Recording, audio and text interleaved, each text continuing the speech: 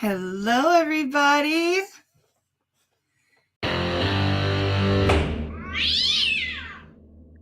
All right, so let's call the Szymanski matter then. Good afternoon again, Your Honor. Custody on behalf of Szymanski. All right, and this is Szymanski v. Secretary of State -9066L. And you represent the Secretary of the matter? Yes. Okay. All right, Mr. Kukeski, this is your appeal. I've reviewed your petition and brief and the transcript and record. Go ahead. Thank you, Your Honor. And briefly, Mr. Szymanski had a hearing with the Secretary of State to get his full driving privileges reinstated. He's currently on restricted driving privileges. He was denied in that order. And the reasons for the denial that the Secretary of State found was they were not persuaded that he was at a minimal or low risk of relapse. We actually disagree with that finding from the Secretary of State, as Mr. Szymanski had testified that he's been sober for well over a year, somewhere in 18 months to 2 years. He had provided letters of support, which the hearing officer also indicated were problematic because they did not indicate a sobriety date for Mr. Szymanski. Well, as I identified in my motion and in my brief, and I quoted the letters that said, I have not known Timothy to drink in the last 2 years. I have not seen Timothy to have a drink in the last 2 years. And so he provided ample support that he has not had any drinking episodes. He was in the Veterans Court in Mount Morenzi. He successfully completed that. He passed a drug screen. There was also an issue with the assessment that they were not provided with the proper scoring basis or the apparatus that led to the conclusion that he was at a moderate, I guess, level of intoxication or moderate diagnosis as for alcohol use disorder, but he was in sustained full remission, Your Honor.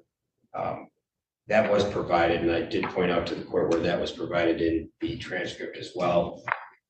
So given the testimony, letters of support, negative drug screen, the completion through Veterans Court, and then his successful, I guess, operation of a vehicle under the restrictions that he had with the sober-leak machine or the blow-and-go machine for, gosh, almost a year by the time we got to that hearing, I think was ample support and ample evidence to show the Secretary of State that he is at a low to minimum risk. The assessing agent even said he poses low to minimum risk. He also indicated the basis for his findings on whether Mr. Szymanski had a moderate alcohol disorder and that he was in sustained full remission. And so that also went to the hearing officers taking issue that there was no basis for those conclusions by the assessing agent. And given all that, Your Honor, and not to go in all into the brief that I submitted, I know the court's reviewed that. We think that the hearing officer's decision to deny my client and continue him on the restricted license status was abuse of discretion. It was arbitrary and capricious, and we'd ask this court to overturn that and give him his full driving privileges because he did demonstrate that he has maintained his sobriety for well over 12 months, which is the standard here, that he does pose a low to minimum risk of operating intoxicated again, and that he's got the tools in place. I know that lastly, I get the hearing officer took issue with, geez, he doesn't do any AA, he doesn't do anything there.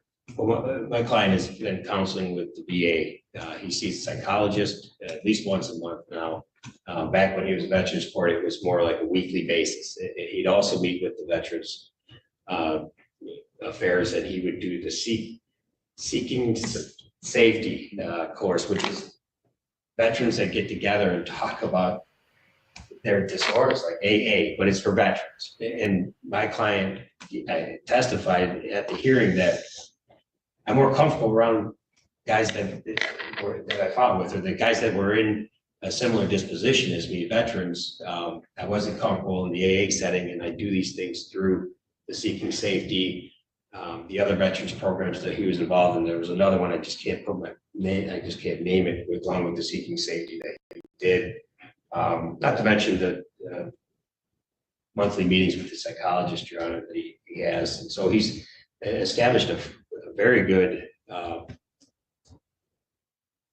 guess, basis or support system. If he does have any problems, he knows where to turn, he knows what to do. And again, I think that goes to his level of whether this is going to happen. Again, recidivism is low to very minimum, Your Honor. So we'd ask the court to overturn that decision by the Secretary of State. Thank you.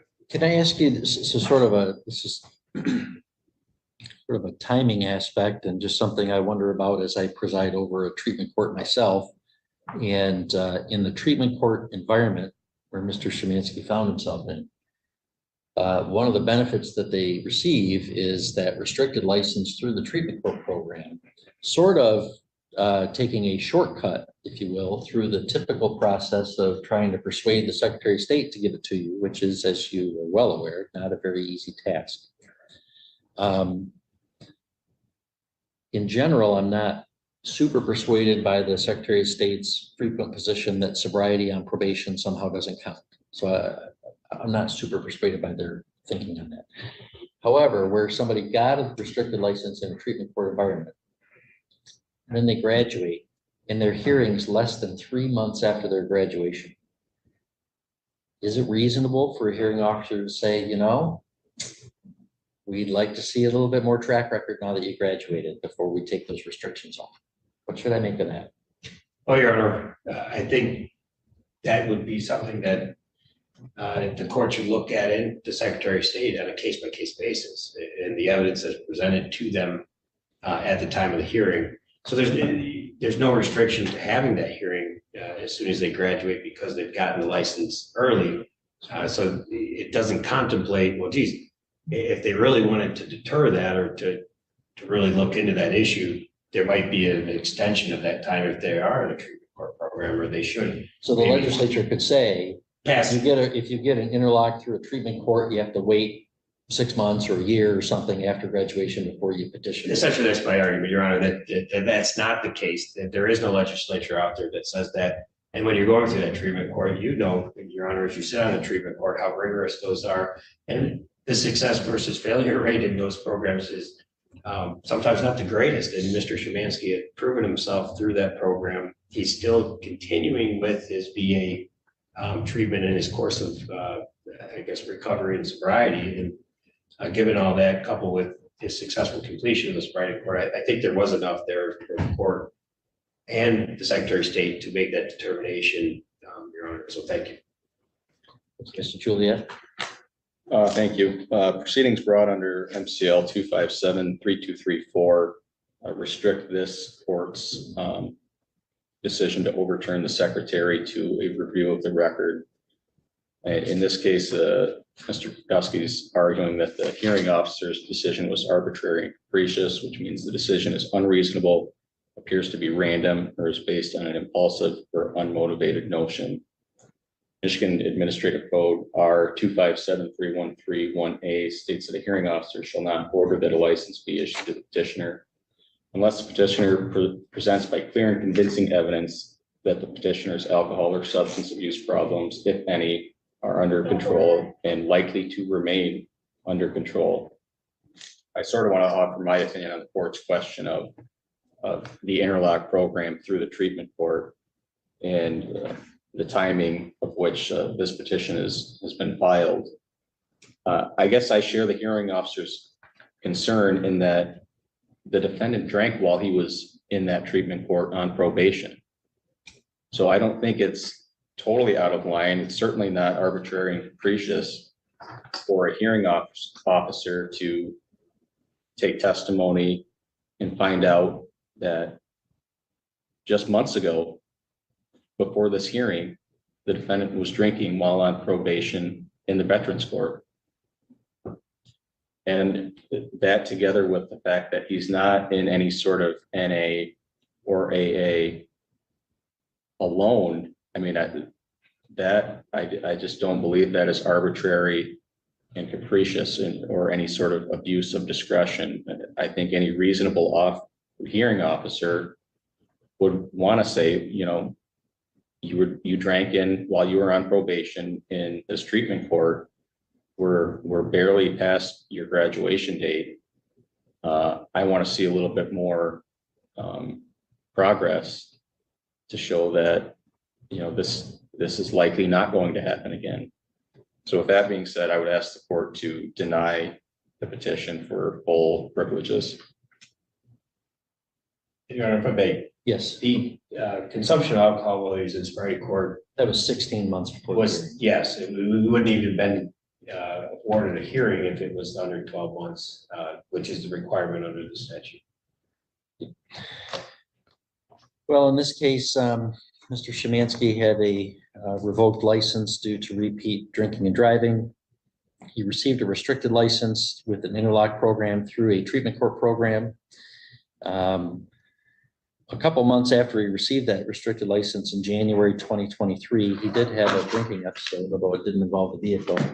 The court did not pull his license at the time, continued him on the restricted license, and 13 months later, with no further relapse history, he graduated from the treatment court program on April 24th of 2024.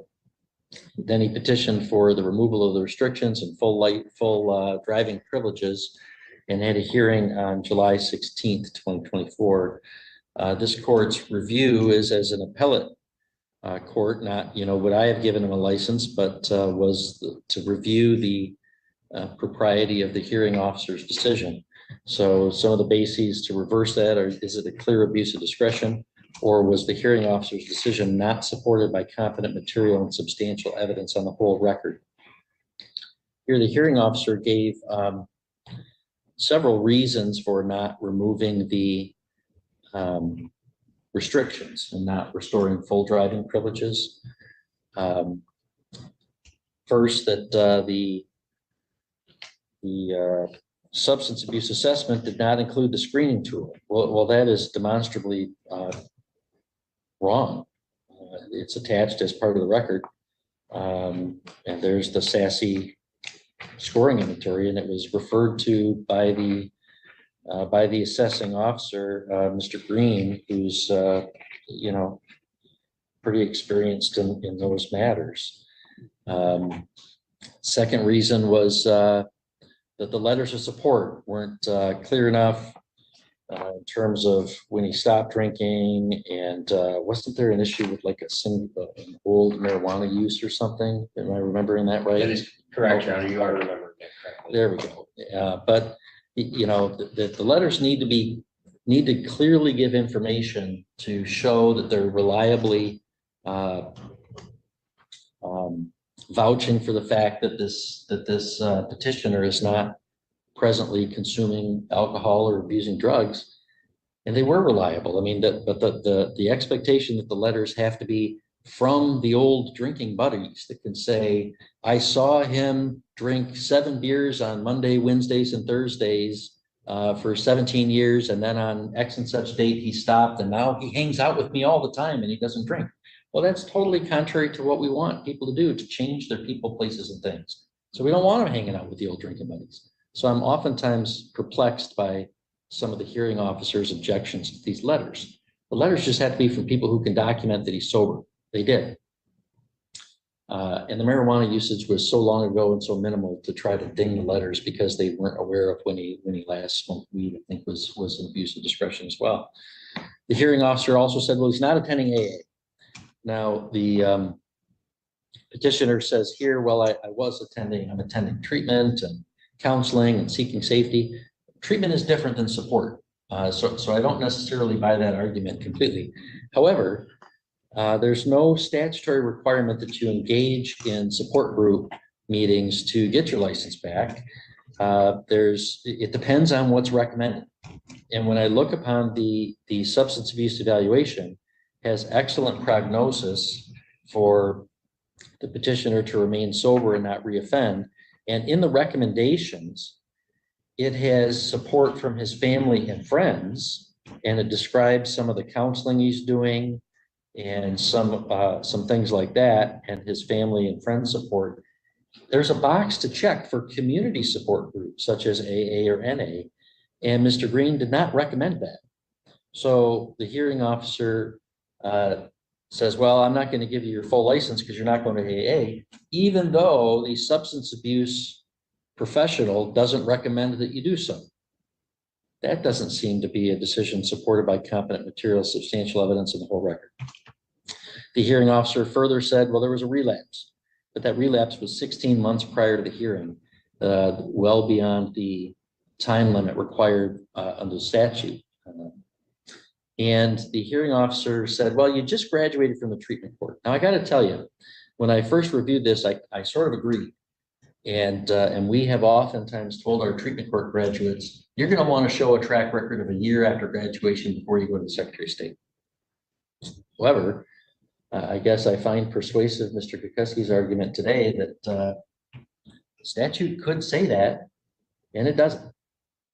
It has a period of sobriety that I think Mr. Szymanski did present clear and convincing evidence that he had established. And it requires clear and convincing evidence that his substance abuse problems are under control and that they're likely to remain under control. His graduation from the treatment court program is evidence to support that conclusion. So is the excellent prognosis from a substance abuse professional. And so are the letters that he submitted. So is the fact that he was still engaged in some counseling through the VA. So I think because of that, the hearing officer's decision was not supported by competent material, substantial evidence on the whole record, and was therefore an abuse of discretion to deny Mr. Szymanski full driving privileges. So I would grant the appeal and sign the order directing the Secretary of State to restore those privileges. Thank you, Your Honor. Thank you. So you'll want to prepare the order, Mr. Kukuski, and secure Mr. Juliet's approval as to form. I was just going to ask that, Your Honor. I will get that over to Mr. Juliet right away. Thanks. Be safe, be well, sleep sweet, and much love.